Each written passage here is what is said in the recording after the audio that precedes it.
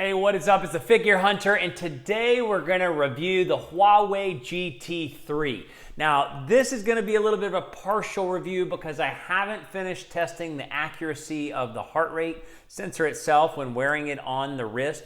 But we are going to go through all the specs and details and all the things I like about it and don't like about it. So if you like this video, please give it a thumbs up and please consider subscribing for more. I am actually pretty blown away at the heart rate accuracy so far, and I'll give you a sneak peek into that. But I'm also just really impressed with this watch all around. So what we're going to do tonight is we're just going to talk about the specs and details, and then we're just going to dive into the watch. We're going to sort of glance at the app here and there in just a picture format and maybe a simple summary format, but we really want to look at what I like and what I don't like in three ways. We're going to look at what I like and don't like with regard to the watch itself. We're going to look at what I like and don't like with regard to wellness, sleep and stress.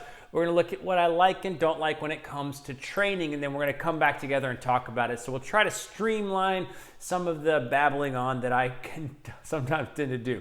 So what are the details?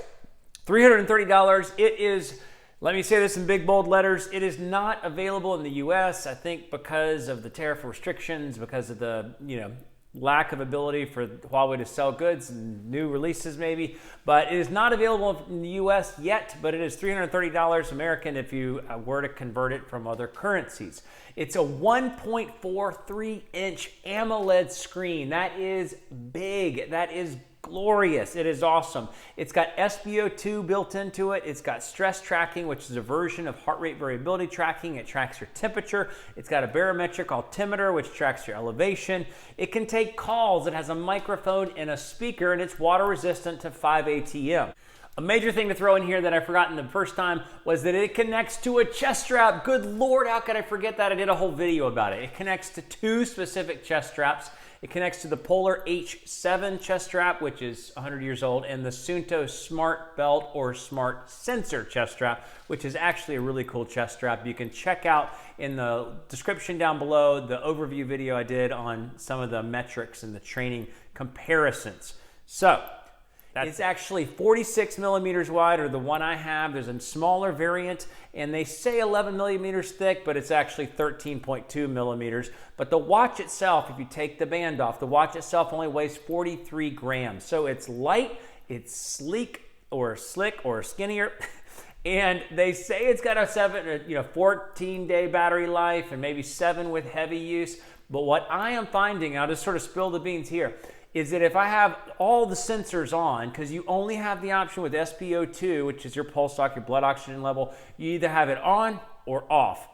You can't just pick the nighttime. If you have all the sensors on and always on battery at a medium display, doing basically like a workout a day, I'm getting like 3 days. So that is a big difference. I really think there's probably something I'm doing that could be different. I mean, it's quicker timeout, but either way, always on display, medium backlight, doing a workout a day, and all the sensors, everything looking for stress all the time, I'm getting 3 to 4 days. So that's a little bit shorter. So the only minor thing I would also say is that some of the features that should be available on the app are not available on the iPhone. So the version has dumbed down features specifically when it comes to the training metrics, and you'll see blood pressure listed on there, and that is not something that this is capable of, at least not in the known world that I live in.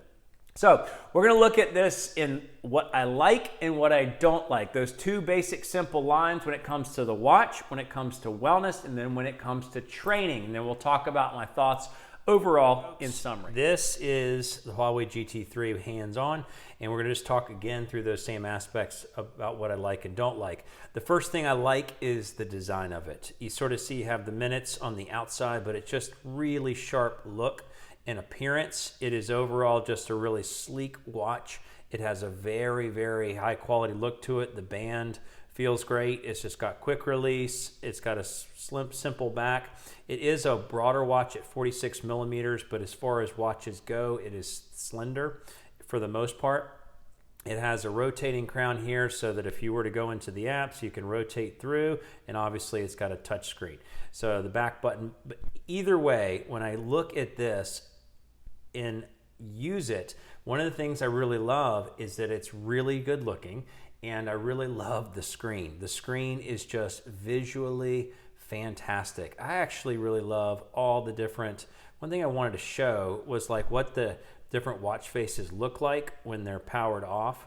So this one you can't quite tell, but it is really cool looking. Maybe we'll look at all of them just in that light.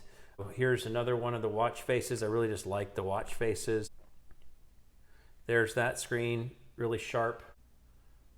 Here's another watch face, and we'll look at it with the light off. Sharp. And we'll look at this one. See, that's another really sharp watch face. And there you have the always on display. So this is like a dim version of the always on display. You can do a wrist raise. I think it gives a brighter version. But either way, the watch faces are fantastic, in my opinion, from just overall day-to-day use. So I love the watch faces. One of the simple things, and again, I'm just going to go through simple things I like, is I love the weather widget. There's an asterisk here, as I'm going to talk about in a second, of the things I don't like. But the weather widget is just, it gives a lot of really great information, and it just is great as any of the watches that I've tried. And it is really simple and functional. It has a backdrop that always matches it. It's super cheesy, but I love that it has an automatic moon tracker. I just think that is cool. You can see where the moon is going to be, the phase it's going to be in, and if you have kids, they'll really like that. Functionally, the fact that you can access settings really easily, the fact that it has a lot of great settings, I mean, it just functions really well. You can access your alarms, you can drain it if you want, just do not disturb. So all the things function really well, and that's another real big feature of this, is that everything just works. All of the apps, I mean, we'll go through some of the specifics as it relates to wellness or working out, but everything functions. What I don't like about it is that sometimes the sync is just not working. So oftentimes, like I'll have, this will say updated 2 a.m. and it'll be 10 o'clock in the morning. And if I don't bring up the app and make sure the watch is syncing with the app, it's not updating. So I'm going to get like 2 a.m. values, or when I go here and it says 45 degrees there, it's actually going to just have a blank screen because it doesn't have an updated value. So there's glitches with the syncing. And then the other thing that I'm finding that's a little bit frustrating is that this is 2 days in and I'm at 34%. Now, I only turned the backlight up for this one particular video, but it does have all the health sensors on. You can't really gauge what time they turn on. So, that's obviously a big factor. So I'm going to play around with that more, and maybe we'll touch on that when I do the heart rate accuracy video. But those are the things that I really like about this as a watch. So now let's talk about the things I really like about this when it comes to wellness. The first, which you can't see in great detail, is the sleep tracking. This doesn't give you much information on the watch. You could go into the sleep actually built into the app section, and it's just going to give you a little bit more information. So you have just simple things like sleep and naps. One of the other things that I like about it is it does track naps, so you accumulate sleep time through napping, which is actually pretty useful. The thing that I will show as well, so in the app, which I'll show you pictures of now, you get a lot more information when it comes to sleep. I do think that there you go. The SpO2 tracking is tracking throughout the day. I'll show you a picture of what the app looks like as well. But I think it's tracking well throughout the day. And this really high percentage at night is actually what I feel like would be accurate, because I do think I'm going to get between 97 and 99, and it's just keeping me at a high level. And I do think that's more likely what the day is versus some of the other sensors I've tested. And then the one thing that I would show, and I did not realize this until I started sort of writing down and looking at every little screen in detail, is that it has breathing. That's great. That's actually really good for stress relief. Is this stress. Now on the app, which I'll show now down below, the app doesn't look very good. It doesn't look useful information. But look at the stress here. So I'm going to move it over to the side. Look at the stress. Look at the picture of the day stress. And then look at what Garmin is showing. So you can see that there's a lot of similarity between the two, between Garmin and what you're getting on the Huawei $300 watch in stress tracking. So this version of stress tracking, so not looking at it on the app, looking at it on the watch, is actually really helpful.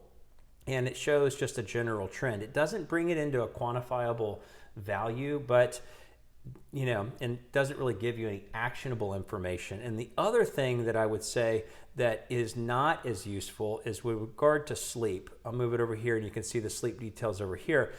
Is the sleep score is constantly super high. I have had some bad sleeps. I've had, body battery, heart rate variability showing negative signs, and my sleep is always like 75 or higher, and that's not accurate. That's not helpful. So those are the things I like when it comes to wellness aspects. And the last thing, and one of the most important things besides just how beautiful it is as a watch, is how does it function when it comes to training. And I really have liked, partially because of the brilliance of the watch itself, I have liked the training on the watch. So in simple things, you can just start your workout. It doesn't have a lot of workout settings, so nothing really there. But you start your workout, it waits for a heart rate, and then you go. And it does give you just simple stats. So you can see your heart over time, but it'll count off time, but then it'll also tell you alerts for when you've hit like level 1 training effect, like aerobic training effect, and level 2 and level 3. And physiologically, what you want to get is aerobic training effect over 2.5, and 3 is just actually what would help improve you. And it'll alert you within the workout if you've gotten enough volume and intensity that you've actually, made that happen. So we'll stop that. Yes, great. Can't be recorded. So, and the other thing that's really great about the watch is what you see after the workout. And you really, I'll show some stats on the screen for what you get in the details, but you get, pretty graphs. Everything is just pretty on this watch. Your heart rate details. And I am finding that this looks a lot like the chest strap. And I'm going to run it through like statistically, like how much of the higher intensity minutes is it accumulating, and is it overshooting or undershooting. But the accuracy is coming out really, really strong. This is recovery heart rate, but then you have your training metrics, your aerobic training effect and your anaerobic training effect. And this is again on point with Garmin, like I did in that separate video down below. And then you have your recovery time. It's great because you get a snapshot in time of how much time you actually required at the end of this workout, which Garmin doesn't do. So the workout summary when you get done is great, and I feel like it's got all the primary tenets. You want to see the strain level of the workout, maybe a little bit, how much time you were in the red zone, and then your recovery from the workout. And then after the workout record, not workout record, but the workout status. This is where you get great information. And this training load is actually tracking somewhat similar levels to the Garmin training load on the Epix and the Phoenix 7 that I'm testing. I don't have any running index, but if you're a runner, this has got great index features to it. There's the recovery time, so I'm past the recovery time, and there's the VO2 max. Now the VO2 max is wrong. So when it comes to things that I like about the watch, those are all the things I really like. I like the training effect, aerobic and anaerobic evaluation levels, and it compares to Garmin. The recovery time, I really like that. Those days, the hours that it's telling me I need to recover are comparable to Garmin, as well as the training load is comparable to Garmin. And the only thing that I don't like is the VO2 max. So if you are a runner, I feel like this is not accurate. I'm not a professional, by far from it when it comes to running especially. So that's something to note. And the other thing that I don't like is all these features are not on the app. It's a disabled or just incapable part of the app. So as good as this is, and you'd want to see training load over time and maybe a trend tracking your training load over time, you can't get this on the app. You just have it. I mean, the snapshot for the aerobic and anaerobic that we saw on the workout summary is in the app, so you can look back at the snapshot for the aerobic and anaerobic and recovery time. But here, this is the only place you're going to see training load. This is the only place that it lives. This is the only place that you can enjoy that, which makes no sense, and unfortunately it's just a disabled aspect. So that's it. That's the different features when it comes to the watch, when it comes to the wellness aspects, and when it comes to the workout and training aspects that are really fantastic about the GT3 and the areas that they need to grow. All right, folks, so this is a sneak peek. This is some of the heart rate graphs that I'm getting on the optical heart sensor and wearing on the chest. This is the GT3 and the chest strap. So really comparable in the flow. You can see how much time it's accumulating each of the zones in a similar zone. So 8 minutes and 3 minutes in the top two zones, 7 minutes and 3 minutes in the chest strap accuracy. So here you have another graph. So this is the GT3, and this is a chest strap. Look at how much it really tracked the flow of the workout, even the curves and the grooves. That is super promising. Now, one thing we'll see is when it comes to the top two zones, extreme and anaerobic, 1 minute and 12 minutes, that it's not quite picking up the same as far as the overall heart rate intensities. It's overestimating heart rate intensity. So we're going to look at that further when I do the full review. And then here's something you can see just gives helpful information as it compares to Garmin. So 2.1 and 18 hours of recovery and 2.9 on the Garmin. They have been really close in how they've been comparing. And then one other workout you see, it was just like intervals. You were always doing work, but you peaked out your interval at different points, and you can see that it flowed the general pace of the workout. You can see that it's actually similar in the peaks themselves. Some of the stats here are coming out a little bit different. So you have 8 minutes and then 15 minutes in anaerobic, but you have 1 minute, 2 minutes and 17 minutes. And then the output of the workout, 2.8 on aerobic, 1.1 on anaerobic, and recovery time of 27. I think it was 26 or 25 on the Garmin. And Garmin gave it 3.5 on aerobic and 1.4 on anaerobic versus what you see here, 2.8, 1.1. So lots of promising things. But when you just look at the graph, chest strap and the GT3, that says a lot. And this is really good results initially. So what do I think in summary? There's a couple of big things I want to say out of the gate. If you watch the description, one of the videos in the description below about the training features and how they compare to a powerhouse like Garmin, I'm finding them to be relatively comparable, where my training effect on the aerobic and anaerobic side is coming out somewhat similarly, my recovery time similarly, and I'm not posting any of the workouts that I've done recently on that same chart because I'm getting the same results. So what you find in that video down below is actually still on point. The recovery time, the training effect features, and even the training load, which I didn't get into a big in-depth study, but the training load is coming in similar to Garmin. It's a major downside that you can't see it on the app to be able to see your training load depicted over time, but it has it, built in at the same time. And the heart rate is coming in highly accurate from what I'm seeing so far. So far it is coming in, I would say is one of the strongest contenders for heart rate accuracy, not Apple Watch level accuracy, but I'm going to do a full feature video on the heart rate accuracy at some point. But I can just tell you right now, after 3 workouts, it is coming in accurate. Asterisk on the accurate part. I mean like 80 to 90% accurate is what I would say is accurate for an optical sensor on the wrist when doing CrossFit. So in summary, what do I think about the watch? I think this is actually an excellent watch all around.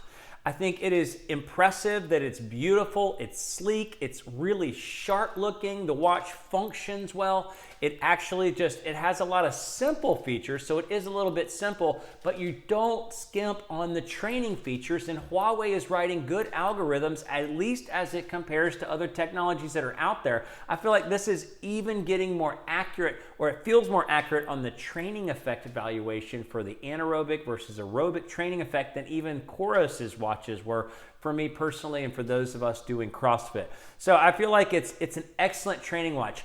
It is a simple system. It doesn't give you a lot of details, and because you can't see on the app, you can't see like real history. So that is a major big piece, but it is giving everything it possibly can in a simple version. So I would say it's light on wellness.